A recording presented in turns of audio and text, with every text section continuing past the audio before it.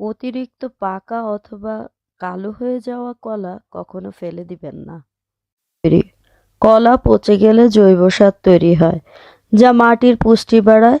Potassium ও ফসফরাসের সরবরাহ। কলা potassium ও phosphorus সমৃদ্ধ, যা গাছের বৃদ্ধি ও ফুল ফল ধরনের জন্য উপকারী। মাটির জীবাণু উন্নত করে। পচা কলা মাটির উপকার ব্যাকটেরিয়া ও ছত্রাককে সংখ্যা বাড়িয়ে মাটির গুণগত মান উন্নত করে।